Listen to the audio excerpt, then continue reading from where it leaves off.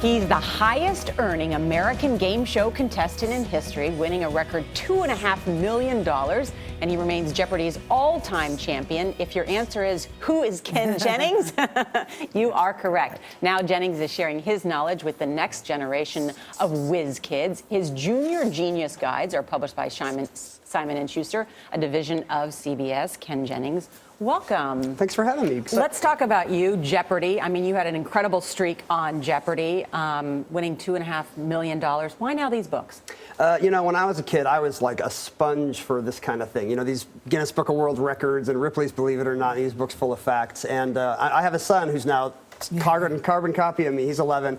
And I thought, you know, with kids, you can make a change. You know, their brains are so active. With a kid, it's not too late. You can persuade them that maps might be cool or Greek myths might be cool. But is it focus, or is it something about the way your brain's configured, you think, and your son? I feel like it's just curiosity. You know, these Jeopardy people I meet, and maybe my son someday, I don't know. They're just people who are interested in everything. And when you're interested in stuff, you know, facts just stick. But did I hear you say that you like knowing something that your parents didn't know? Oh, that was huge. That you got a big kick out of knowing something. Yeah, I'd played Trivial Pursuit against my parents back when it came out. It was a fad in the 80s, and it was just such a mark of adulthood when you beat mom or dad to a piece of baby boomer trivia. You know, that's great. You know, I have young kids, and I watch this with them when they came home and tell me something about a frog, you know what I mean, that they learned in science class, the idea that they knew something I didn't know. Kids love trivia. It's actually education. I mean, it's learning something about our world. It's not just fun jokes or fun facts.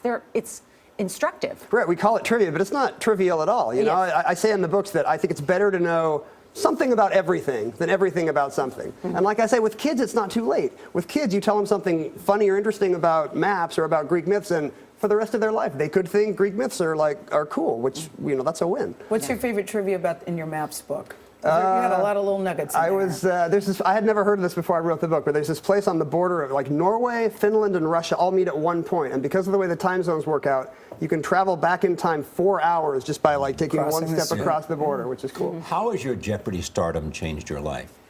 It's changed everything about my life. I used to be a computer programmer, and I was not particularly good at my job and not particularly happy doing it. And instead of a midlife crisis, I went on a game show, and now I'm a freelance writer, and I get to work from home. I see my kids off to school, and then I go write trivia about maps or whatever is interesting to me that day. So what happens when you hear Alex Trebek's voice? You start twitching? My son wants to watch Jeopardy every night, and I'm like, no, not Jeopardy, because, you know, even though it paid for our house, every time I hear the music or I hear Trebek's Canadian dulcet Canadian tones, you know, I get very antsy because it's like I'm back in. Is Jeopardy international? I've heard there's Jeopardy in a few other countries. There's a Mexican version and a couple European versions, I think. Somebody in Australia recognized me the other day. I think they get it there a year later or something. Well, Chris Called Jennings, syndication. great to see you. Thanks for having me. Congratulations on your success in the books.